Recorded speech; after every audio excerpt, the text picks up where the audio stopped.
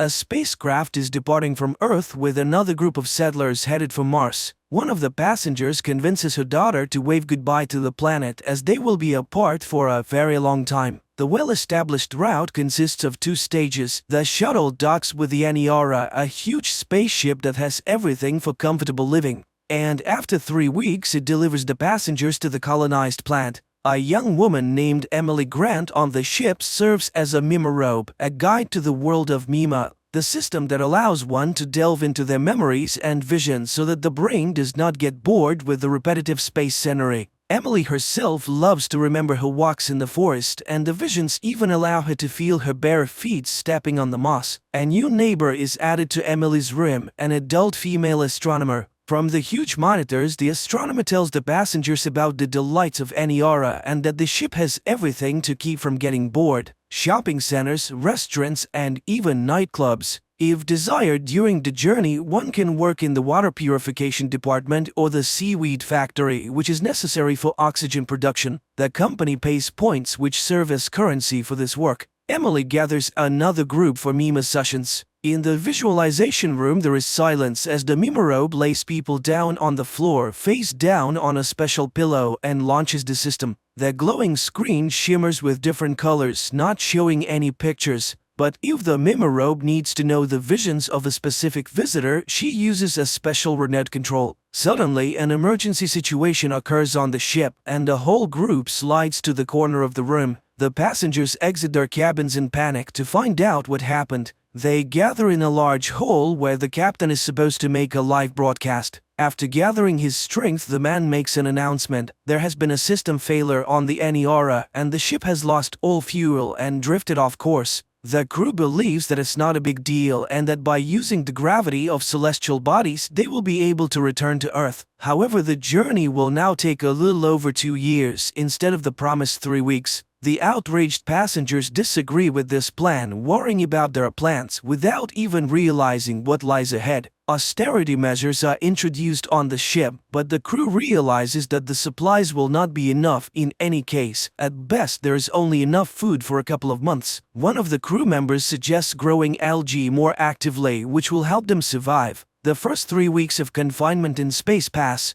The people still don't lose their optimism, but they're already starting to get bored. The mima becomes the most popular hole as everyone wants to see more than just the infinite universe outside the window, and Emily can't handle it, so she asks the captain for help. In addition, the girl is going through a personal drama, hoping to resume her relationship with one of the crew members, Isabel. Emily asks her neighbor how long it would take to reach the nearest celestial body so that the ship can turn around. The woman initially avoids answering, but then admits that in her opinion all of this is hopeless. There are no points that could help them. The crew just doesn't know how to tell the passengers about it. After hearing this, the mshorror has a panic attack and runs to her hole to immerse herself in memories of Earth, and also to drink in secret so that the commander would know. That journey has been going on for 3 years already. The people have settled into life on the ship, having come to terms with the length of the flight. Emily goes to a party where she meets Daisy and they decide to alleviate their loneliness together. When the couple retreats to a corridor, Isabel walks by and gives Daisy a cold glance, making it impossible for her to relax. There aren't enough people on the ship to work with the algae and water purification systems. Even young passengers are now being recruited, but the systems can't keep up, and all the drinks have an unpleasant sulfide smell. Strange things also start happening in the ship's hull as the system malfunctions, and Mima, using human language, begs to stop as it can no longer handle passing through people's memories. One of the people lying on the floor starts thrashing around in hysteria, and when Emily connects her remote to him, she sees very unpleasant images in his head. The mshorror turns to the ship's captain, asking him to let the system rest, but he believes that this is the passenger's only outlet and denies her request. Furthermore, he reprimands the girl for driving customers out of the session. During the next session, Mima repeats its words, and at some point the laser screen begins to crumble, finally stopping the system's operation. The customers are dissatisfied and blame the mshorror entirely. The people gather at the door to the hall to hold a memorial for Nima, and the management accuses Emily of what happened. They catch the girl and punish her severely, after which they imprison her along with Isabel, who tried to defend her friend before the management. On the ship, a series of nervous breakdowns with fatal consequences begins, and the commander has no choice but to release everyone who is under guard to take up workstations. Dead bodies are sent into open space as the ship is not equipped to store them. Isabel is sent to work in the logistics department, and Emily returns to teaching, this time with the task of educating the children on board, focusing on space sciences that could help them with their return. During their time in confinement, the mshorror and Isabel developed a relationship, so they move in together once they're free. Communities and groups emerge on the ship, each praying in their own way for a return and rescue. At one of the gatherings of a cult-like group, they invite the girls, as Emily was associated with Mima. In a dark room, the friends first become witnesses and then participants in love games, after which Isabel becomes pregnant. The girl falls into depression, fearing that her indulgence will bring another hostage into the situation, but Emily supports her with all her might. She even plans to make a light screen that would replace the dark picture outside the window with earthly landscapes, but the captain forbids wasting resources on such foolishness. The couple has a healthy boy who grows very quickly, but Isabel can't shake the feeling that she shouldn't have done it. While bathing with his son in the pool, she almost commits a terrible act, but fortunately she's distracted by a message from the captain, who urgently invites his former assistant to a meeting.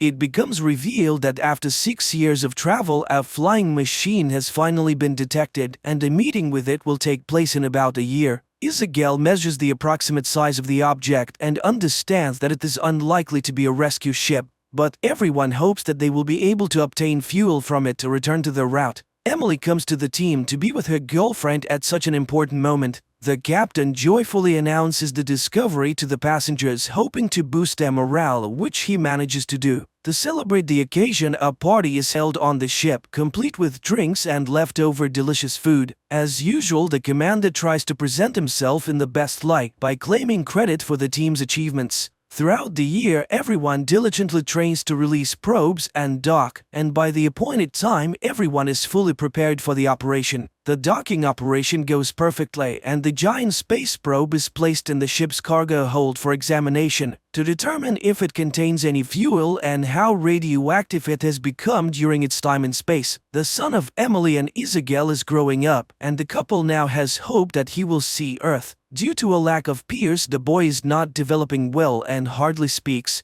It is not possible to determine the chemical composition of the object because the study methods on the ship are outdated, but work is constantly being done. The captain declares that he does not consider it a mistake to give people hope, as it has brought stability to many. The roommate of Emily gets drunk at the bar and becomes too candid, causing panic to break out on the ship again. The captain takes notice of this and gets rid of the troublemaker at the first opportunity, even sending her body into open space but allowing for a memorial service for Emily. After taking an exhilarating pill, Emily goes to the bar where she meets Daisy and his friends again. The group has a fun time, but another accident occurs on the ship. An unknown object explodes and damages the equipment. Those who were working on the probe in the cargo hold at the time are lost forever. Upon inspection of the damage, the captain orders them to be disposed of while saving any useful clothing. Meanwhile, the mshorror returns home and asks Isabel for forgiveness, and it seems that everything is returning to a peaceful state.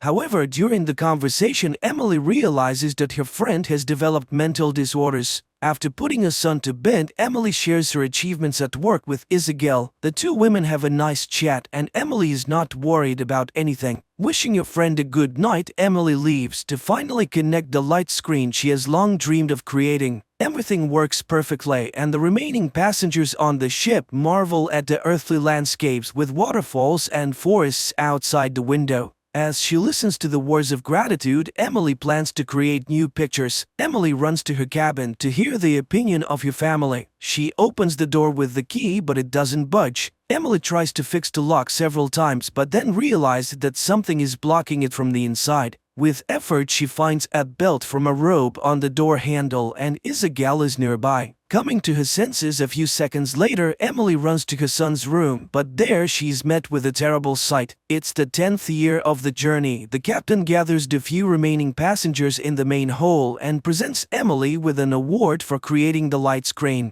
As she receives the medal from the commander, the young woman notices traces of a nervous breakdown on his wrist. Giving a speech, the captain tries to appear heroic in this situation and suggested they should be proud that they have gone farther than anyone has gone before. On the 24th year of the journey, only a few people remain alive. Old and wrinkled Emily leads a meeting of the survivors where they pray for strength to be sent to them. The ship has long been powerless and is floating in space like a piece of space junk. And almost 6 million years later, the spacecraft Aniara approaches an unknown planet in the constellation of Lyra.